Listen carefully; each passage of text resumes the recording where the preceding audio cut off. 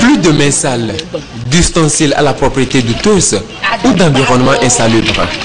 Dorénavant, c'est mains gantées, habillées en blouse immaculée et dans ce local aménagé que ces femmes d'Akoumapé Zongo exercent leurs activités de fabrication de fromage frais appelé wangaché.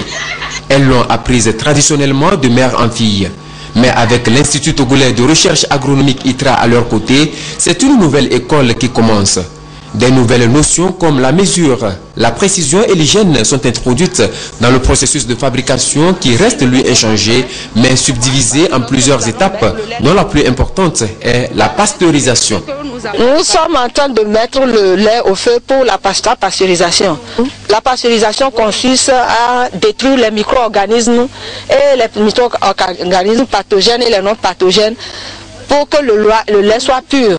La pasteurisation se fera à 70 degrés pendant au moins 5 à 10 minutes. Si on veut mettre l'accent sur l'hygiène de fabrication du fromage qui utilise une matière première très sensible. C'est pour cela que nous sommes habillés comme ceci. C'est pour cela même qu'on a tenu à ce que les femmes aient leur atelier. L'autre étape, non des moindres, où une attention particulière est de mise, est la coagulation du lait. Les enzymes sont plus actifs dans un intervalle de température donné, de 63 degrés jusqu'à 70 degrés. Ça va jusqu'à 75 degrés même. Maintenant, en cet intervalle, les enzymes sont très actifs. Donc, on coagule à 63 degrés. Pour que, si ça dépasse cet intervalle de température-là, les enzymes seront détruites. Si cette température aussi, la température n'est pas dans cet intervalle, il n'y aura pas la coagulation.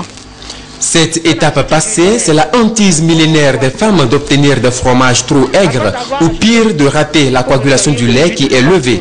D'où l'adhésion totale de ces femmes à la nouvelle technologie. Ça a mi dona ne mi abedo et température chamu le mi asi mi so na zozo eye peze benua ambelasi tamu le mi asi mi so ambalase na egbe o gan obedodo nu opata mi mu won eson kokwenyinyi bu oso kokwenyinyi bu gbaso va pedo mi anti ta energy ejile jo mi ne edo abewo.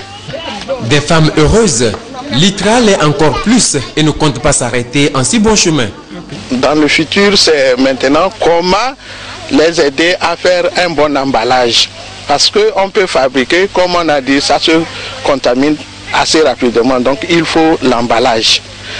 Il faut comment conditionner le wangaché afin qu'il garde sa qualité depuis la fabrication jusqu'au consommateur. Autre aspect significatif de l'apport de l'ITRA a été de réunir ces femmes en groupement. Conséquence des 3 à 5 fromages qu'elles produisaient par jour jadis quand elles travaillaient chacune de son côté, les femmes d'Akoumapé Zongo sont passées aujourd'hui à une production quasi industrielle. Au nombre de 17, elles sont capables de fabriquer des centaines de kilos de wangashi frais, pasteurisés et de très bonne qualité.